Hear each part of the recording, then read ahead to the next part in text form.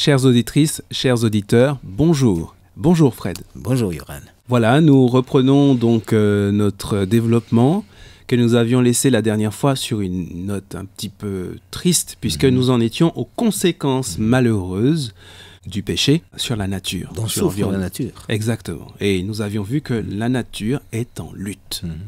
Et c'est important de le savoir, la nature est en lutte. Maintenant, ce n'est pas que la nature qui a subi les conséquences de ce péché. Très rapidement, au sein de l'humanité même, les conséquences du péché n'ont pas tardé à se manifester. Je pense bien sûr au premier meurtre fratricide de Caïn contre Abel, mais d'autres péchés ont suivi, d'autres dégradations ont suivi, puisque lorsque nous allons au chapitre 6 et chapitre 7 de la Genèse, le texte nous dit que Dieu, à un moment donné, a été obligé d'intervenir. Prenons simplement le texte de Genèse, chapitre 7, versets 17 à 20. Voyons ce qu'il décide de faire.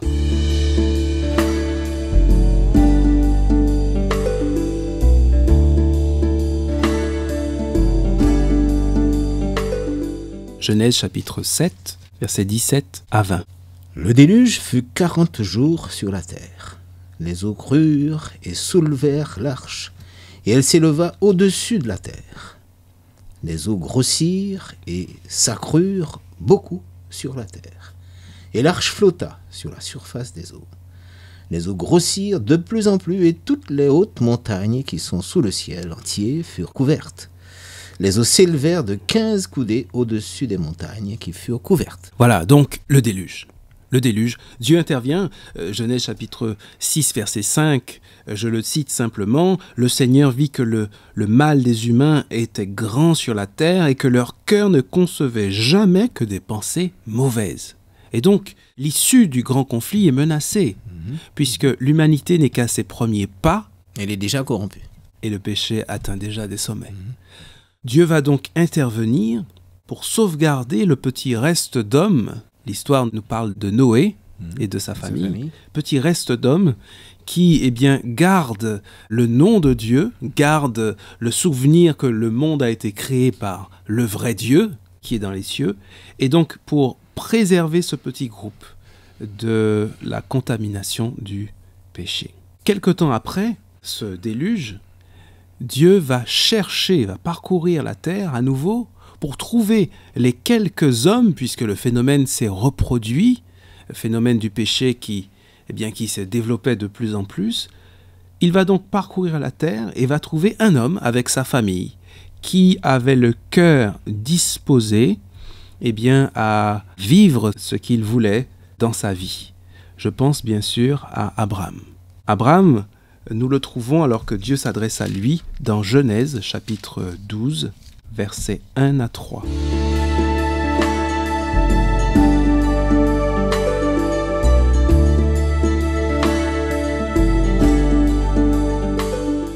L'Éternel dit à Abraham, « Va-t'en de ton pays, de ta patrie et de la maison de ton père, dans le pays que je te montrerai. Je ferai de toi une grande nation et je te bénirai. Je rendrai ton nom grand et tu seras une source de bénédiction. Je bénirai ceux qui te béniront et je maudirai ceux qui te maudiront. Et toutes les familles de la terre seront bénies en toi. » Voilà, donc Dieu s'adresse à Abraham et il va presque prononcer un oracle, une prédiction.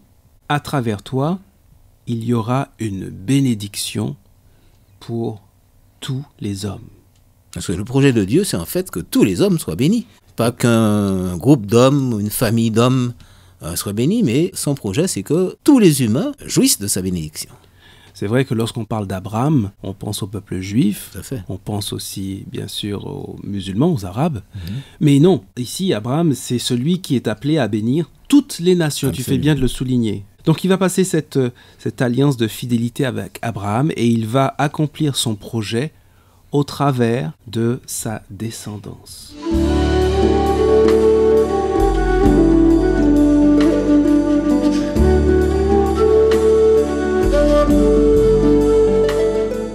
Effectivement, de la descendance d'Abraham viendra donc celui qui va combattre pour Dieu, qui va défendre cette vision du vrai Dieu et apporter le salut aux hommes, je pense bien sûr à Jésus-Christ. Je voudrais simplement prendre un texte ensemble qui se trouve dans Hébreux, Épître aux Hébreux, chapitre 2, Épître aux Hébreux, chapitre 2, verset 14.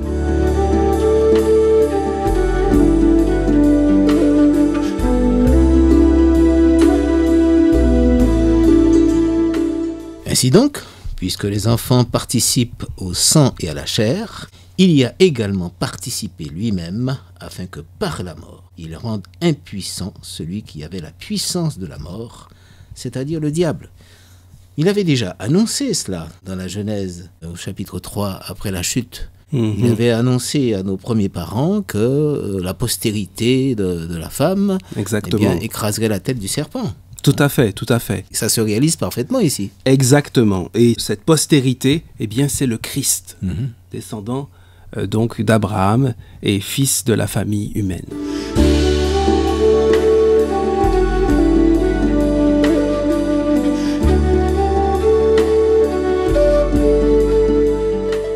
Dans un livre de l'Écriture, on retrouve mis en scène ce grand conflit, ce combat entre le bien et le mal, cette lutte pour pouvoir sauver l'homme, l'arracher du péché.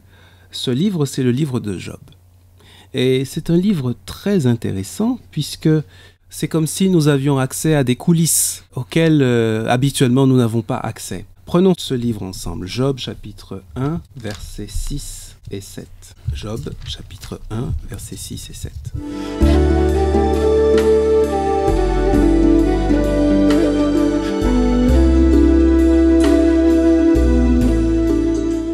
Les fils de Dieu vinrent un jour se présenter devant l'Éternel, et Satan vint aussi au milieu d'eux.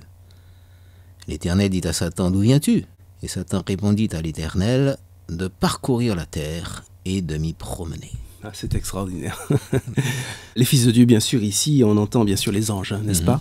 Et donc, finalement, on est dans des lieux célestes, on n'est pas sur la terre, là, on est dans un lieu, là où Dieu réside, et alors que les anges sont là à servir Dieu, tout d'un coup, on pourrait dire un intrus, vient se présenter là, et c'est l'adversaire, le Satan, le diable.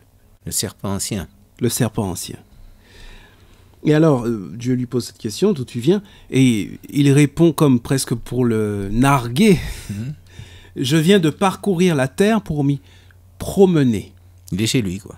Il s'est installé. Il s'est installé et donc il inspecte, n'est-ce pas, son territoire.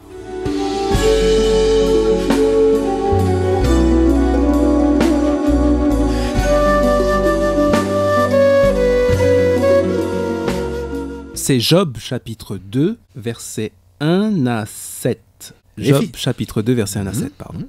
Les fils de Dieu vinrent un jour se présenter devant l'Éternel, et Satan vint aussi au milieu d'eux se présenter devant l'Éternel.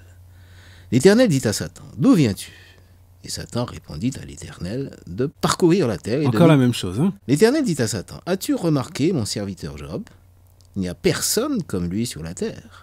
C'est un homme intègre et droit, craignant Dieu et se détournant du mal. Il demeure ferme dans son intégrité et tu m'excites à le perdre sans motif. » Et Satan répondit à l'Éternel, « Peau pour peau, tout ce que possède un homme, il le donne pour sa vie. Mais étends ta main, touche à ses os et à sa chair, et je suis sûr qu'il te maudit en face. » L'Éternel dit à Satan, « Voici, je te le livre, seulement épargne sa vie. » Et Satan se retira de devant la face de l'Éternel.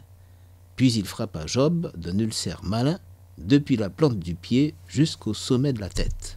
Voilà, et l'histoire continue bien sûr. Voilà un texte intéressant, parce qu'il montre plusieurs choses.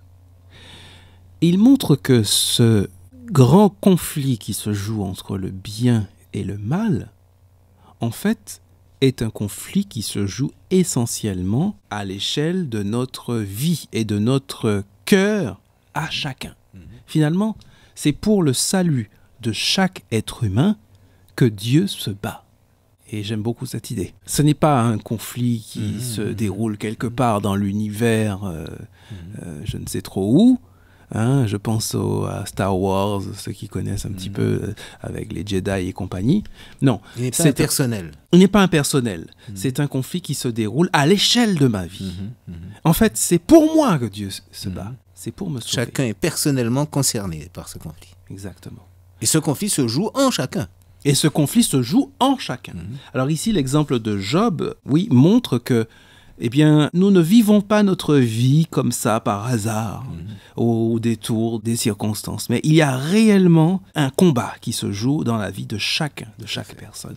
Et chaque chose qui nous arrive dans notre vie, soit bien, soit mal, mauvaise, eh bien, sont des occasions qui sont placées pour prendre position dans un sens ou dans un autre, qui peuvent nous orienter dans un sens ou dans un autre. Ici, l'adversaire était persuadé, Satan, eh bien que en attaquant Job dans sa santé, eh bien, il abandonnerait la foi, il laisserait tomber Dieu.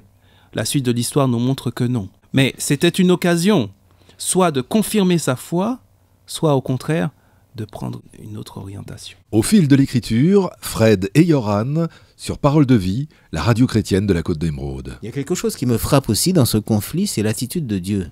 En fait, nous constatons là que Dieu, comme d'ailleurs l'apôtre Paul le déclare dans une de ses épîtres, que Dieu est là, en quelque sorte, pour limiter, si je peux me permettre, les dégâts. Il reste des limites que Satan ne peut dépasser.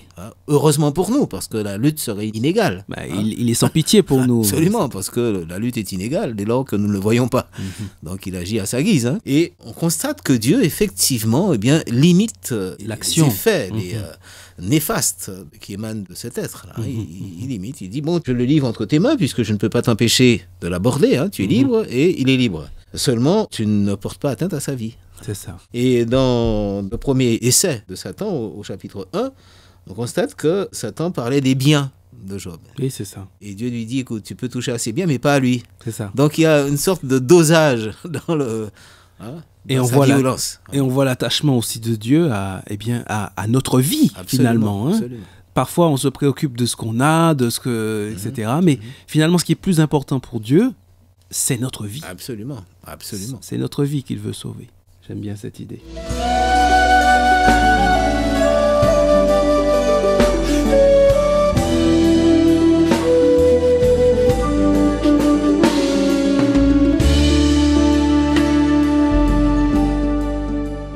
Eh bien, nous arrivons donc au bout de notre temps d'échange. Nous vous disons à une prochaine fois, chères auditrices, chers auditeurs. Au revoir.